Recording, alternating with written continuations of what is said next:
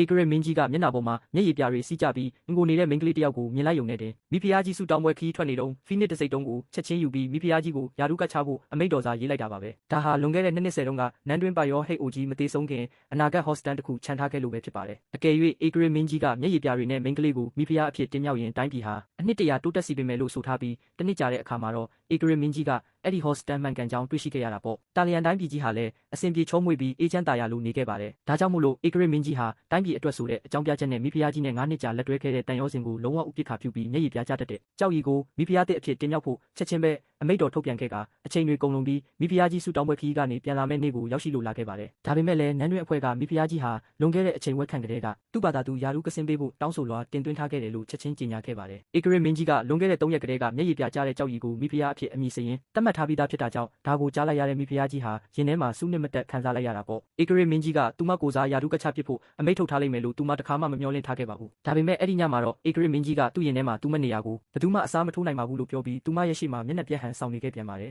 ဒါပေမဲ့ပရောဟိတ်အိုကြီးကကြောက်ရည်နဲ့လက်ထက်ရင်အနှစ်တရာတိုးတက်စီပင်မယ်လို့ပြောခဲ့တာကြောင့်သူလည်းတခြားရွေးချယ်စရာမရှိခဲ့ဘူးလို့ဆိုပါတယ်ကျန်နန်ကချမ်းသာတဲ့ကုန်တဲ့သမီးတော်တယောက်အနေနဲ့သူမဟာသူ့ရဲ့ခက်ခဲတဲ့အခြေအနေကိုနားလည်ပေးနိုင်လိမ့်မယ်လို့လည်းမျှော်လင့်နေတာပါဒါပေမဲ့ဧကရစ်မင်းကြီးလုံးဝမမျှော်လင့်ထားတာကတော့အဲ့ဒီအမျိုးသမီးကလွယ်လွယ်ကူကူပဲသဘောတူလိုက်တာဖြစ်ပါတယ်ကျမနားလဲပါတယ်အရှင်မင်းကြီးတိုင်းပြည်နဲ့တော်ဝင်မျိုးနွယ်စုအတွက်ပေါ့ကျမအနေနဲ့ထိုက်တန်တဲ့သူအတွက်ဖယ်ပေးတင်ပါတယ်လို့သူမသဘောတူတာကိုကြားလိုက်ရတော့ဧကရစ်မင်းကြီးဟာရွှေငွေဒါမှမဟုတ်အဖိုးတန်ပစ္စည်းတွေကိုရော်ကြီးအဖြစ်ပေးဖို့ချက်ချင်းကန့်လန့်ခဲ့ပါတယ် Standard Text Format သူမတောင်းဆိုသမျှဘာမဆိုသူဖြည့်ဆည်းပေးမှာပါသူမကညှင်းပယ်လိုက်တဲ့အချိန်မှာပဲမေတော်ကြီးဝင်လာခဲ့ပေမဲ့မေတော်ကြီးဟာသူမကိုထောက်ခံဖို့ရောက်လာတာမဟုတ်ခဲ့ပါဘူးသူမယူဆောင်လာခဲ့တဲ့မင်္ဂလာတင်တောင်းပစ္စည်းတစ်တာ120ကိုတော့ဘန္နာတိုက်ထဲကနေပြန်ထုတ်ပေးနိုင်ပြီးသူမထံပြန်အပ်နှံမယ်ဒါပေမဲ့သူမအနေနဲ့ကိုးဆုံးဖီနစ်ရွှေနီတစ်စိတ်ပြားကိုတော့ပြန်လည်လွှဲပြောင်းပေးရမယ်လို့မေတော်ကြီးကပြောခဲ့ပါတယ်ဒါကိုကြားလိုက်ရတော့ဧကရစ်မင်းကြီးကလည်းရှေ့တန်းကစစ်ပွဲတွေဟာတင်းမာနေတယ်လို့သူမကိုသတိပေးခဲ့တာပေါ့တော်ဝင်ဘန္နာတိုက်ကလည်းအလွတ်ဖြစ်နေပြီးအဲ့ဒီတစ်စိတ်ပြားတစ်ခုတည်းကသာတိုင်းပြည်ကိုထိန်းထားနိုင်တာဖြစ်ပါတယ်တကယ်၍သူမသားအဲ့ဒါကိုယူသွားမယ်ဆိုရင်တာလျန်ပြည်သူတွေကိုဒုက္ခတွင်းနဲ့တွန်းပို့လိုက်တယ်လို့ဖြစ်သွားမှာပါသူမချင်းပယ်လိုက်မယ်လို့သူတို့ထင်ခဲ့ကြပေမဲ့အဲ့ဒီအမျိုးသမီးကချက်ချင်းပဲသဘောတူလိုက်လိမ့်မယ်လို့လုံးဝမမျှော်လင့်ထားခဲ့ကြပါဘူးဒါပေမဲ့ဧကရစ်မင်းကြီးအနေနဲ့လက်ခံရမယ့်စီကံချက်နှစ်ခုတော့ရှိခဲ့ပါတယ်ပထမအချက်အနေနဲ့ဧကရစ်မင်းကြီးနဲ့အိမ်အောင်ရေးတန်ရောစင်ကိုဖျက်တောက်ပြီးကိုလန်းကိုသွားဖို့အတွက်လင်မယားကွာရှင်းစာချုပ်ကိုသူမတောင်းဆိုခဲ့တာပါဒါပေမဲ့ဧကရစ်မင်းကြီးကချက်ချင်းညှင်းပယ်ခဲ့ပါတယ်သူကသူမကိုမိဖုရားယာတုကပဲချတာဖြစ်ပြီးအိမ်အောင်ရေးတန်ရောစင်ကိုအဆုံးသတ်ဖို့မဟုတ်ဘူးလို့ဆိုတာပေါ့ကျမကတန်ရောစင်ဖျက်ချင်နေတာမဟုတ်ပါဘူးအရှင်မင်းကြီးကဖီနစ်တစ်စိတ်တုံးကိုခိုးယူလိုက်တဲ့အချိန်ကတည်းကကျမတို့ကြားကတန်ရောစင်ဟာပြတ်တောက်သွားခဲ့ပါပြီ